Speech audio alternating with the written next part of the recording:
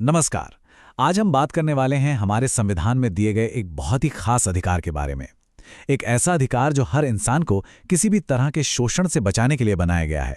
जी हाँ, हम बात कर रहे हैं शोषण के विरुद्ध अधिकार की। चलिए, आज इसकी हर परत को खोलकर समझते हैं कि ये कैसे हर व्यक्ति को सम्मान और गरिमा से जीने का हक देता है। तो आज का हमारा सबसे बड़ा सवाल यही है, शोषण के विरुद्ध अधिकार को पक्का करने के लिए हमारे संविधान में किन खास बातों को मना किया गया है, या जैसा कि अंग्रेजी में कहते हैं, what part of the constitution ensures the right against exploitation. इस सवाल का जवाब हमारे संविधान के दो बहुत ही जरूरी अनुच्छेदों में छिपा है, अनुच्छेद 23 और अनुच्छेद 24। तो चलिए एक एक करके इन्हें समझते। सबसे पहले तो ये समझना जरूरी है कि आखिर इस अधिकार की जरूरत ही क्यों पड़ी। सोचिए, एक जमाना था जब जागीरदारी और जमींदारी जैसी प्रथाएं थीं। बड़े बड़े जमींदार गरीब लोगों से, किसानों से जबरदस्ती काम करवाते थे और बदले में कोई पैसा भी नहीं देते थे। इसी को बेगार कहते थे। ये कितना अमानवीय था। हमारे संविधान को बनाने वालों ने इस दर्द को, इस अन्याय को बहुत गहराई से महसूस किया और उन्होंने तय किया कि आज़ाद भारत में किसी भी इंसान के साथ ऐसा सुलूक नहीं होगा, और इसीलिए उन्होंने ये अधिकार संविधान में जोड़ा।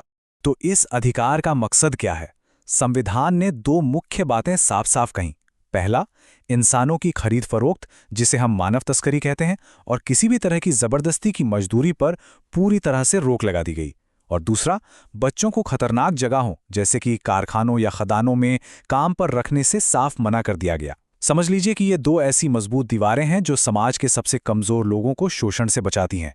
इन्हीं के बारे में हम अनुच्छेद 23 और 24 में और विस्तार से जानेंगे।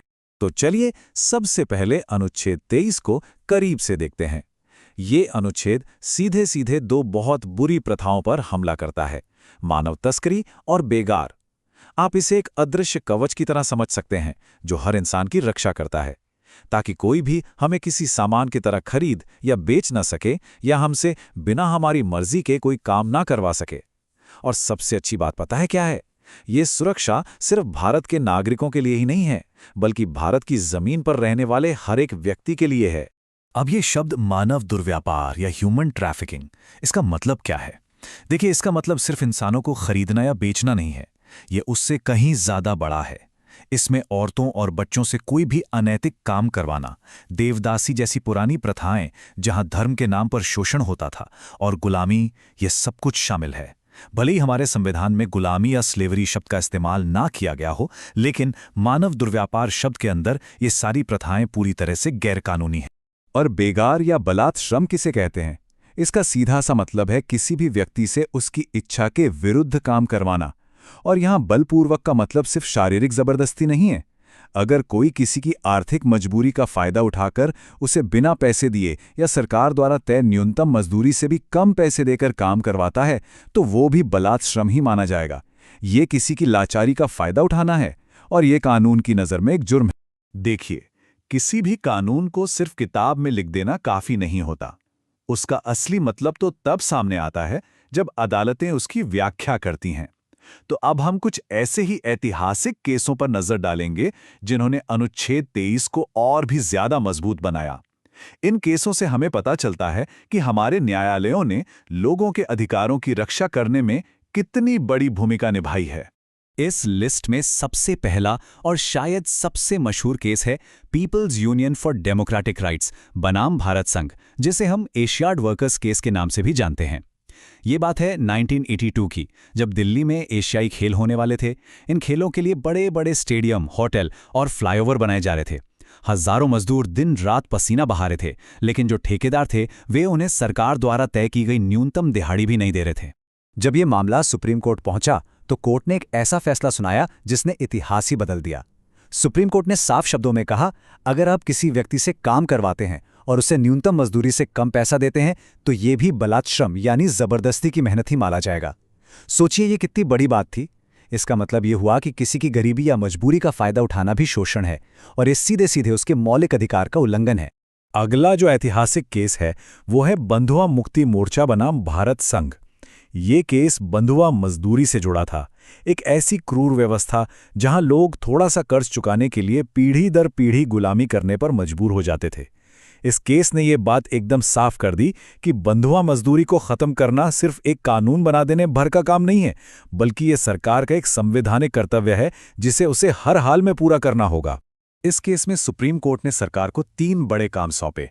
पहला, बंधुआ मजदूरी की इस प्रथा को जड़ से खत्म करो। दूसरा, सरकार की जिम्मेदारी है कि वो पता लगाए और जांच करे कि कहीं किसी से जबरदस्ती काम तो नहीं करवाया जा रहा। और तीसरा, जो सबसे जरूरी था, कि जिन मजदूरों को इस गुलामी से आज़ाद करवाया गया है उनका ठीक से पुनर्वास किया जाए, मतलब उन्हें रहने खाने और काम धंधे में मदद दी जाए ताकि वो दोबारा इस जाल में ना फंसें। लेकिन यहाँ एक दिलचस्प बात भी है। एक तरफ तो अनुच्छेद 23 हर तरह के बलात् श्रम पर रोक लगाता है, लेकिन दूसरी तरफ इसका क्लॉज 2 सरकार को ये अधिकार देता है कि वो सार्वजनिक उद्देश्य के लिए, मतलब देश की भलाई के लिए, अनिवार्य सेवा लागू कर सकती है। जैसे मान लीजिए युद्ध की स्थिति में देश की रक्षा के लिए सबको सेना में सेवा देने के लिए कहना। पर इसमें एक बहुत बड़ी शर्त है। शर्त यह है कि सरकार ऐसा करते समय धर्म, वंश, जाति या वर्ग के आधार पर कोई भेदभाव नहीं कर सकती। कानून सबके लिए एक बराबर होगा। तो ये तो थी अनुच्छेद 23 की बात। अब आते हैं इस अधिकार के दूसरे और बहुत ही संवेदनशील हिस्से पर, यानी अनुच्छेद 24। ये अनुच्छेद हमारे बच्चों के लिए एक सुरक्षा कवच है। ये सीधे तौर पर बाल मजदूरी पर रोक लगाता है और इसका मकसद बिल्कुल साफ है: बच्चों के बचपन को, उनकी सेहत को और उनके पढ़ने लिखने के अधिकार को बचाना, क्योंकि आज के बच्चे ही तो कल के भारत का भविष्य हैं। इस अनुच्छेद में एक संख्या सबसे ज्यादा मायने रखती है और वो है 14। हमारा संविधान बिल्कुल साफ कहता है कि 14 साल से कम उम्र के किसी भी बच्चे को किसी भी तरह के जोखिम भरे काम पर नहीं लगाया जा सकता। ये उम्र एक लक्ष्मण रेखा की तरह है जिसे पार करने की इजाजत किसी को भी नहीं है। तो सवाल उठता है कि ये रोक आखिर कहां-कहां लागू होती है। संविधान में खास तौर पर 3 तरह की जगहों का जिक्र है। पहला, कोई भी कारखाना या फैक्ट्री। दूसरा, कोई भी खान यानी माइंस जहां जमीन के नीचे काम होता है। और तीसरा, कोई भी दूसरा ऐसा काम जिसमें जोखिम हो, जैसे कि कंस्ट्रक्शन का काम या पटाखे बनाने का काम। मकसद बिल्कुल साफ है: बच्चों को हर उस जगह से दूर रखना जहां उनके शरीर या दिमाग को किसी भी तरह का खतरा हो सकता है। अनुच्छेद 24 को असली ताकत और दिशा मिली MC मेहता के एक बहुत ही ऐतिहासिक केस से। MC मेहता एक मशहूर वकील और सामाजिक कार्यकर्ता हैं। उन्होंने एक जनहित याचिका यानी public interest litigation supreme court में दायर की। उन्होंने कोर्ट का ध्यान तमिलनाडु के शिवाकाशी की माचिस और पटाखा फैक्ट्रियों की तरफ खींचा, जहां हजारों बच्चे बहुत ही खतरनाक और दर्दनाक हालातों में काम कर रहे थे। इस केस में सुप्रीम कोर्ट ने सिर्फ बाल मजदूरी पर रोक ही नहीं लगाई, बल्कि बच्चों के भविष्य को सुरक्षित करने के लिए एक पूरी योजना बना दी। सबसे पहले कोर्ट ने कहा कि एक बाल श्रम पुनर्वास कल्याण कोष बनाया जाए। दूसरा, जो भी मालिक किसी बच्चे से काम करवाता हुआ पकड़ा जाएगा, उसे हर बच्चे के लिए इस फंड में 20,000 रुपये जमा करने होंगे। तीसरा, सरकार की जिम्मेदारी होगी कि वो उस बच्चे के परिवार में किसी एक बड़े सदस्य को नौकरी दे, और अगर नौकरी देना मुमकिन ना हो तो सरकार उस फंड में अपनी तरफ से 5,000 रुपये जमा करेगी ताकि उस पैसे से बच्चे की पढ़ाई लिखाई हो सके। ये एक ऐसा फैसला था जिसने समस्या की जड़ पर प्रहार किया। तो ये थी शोषण के विरुद्ध अधिकार की कहानी।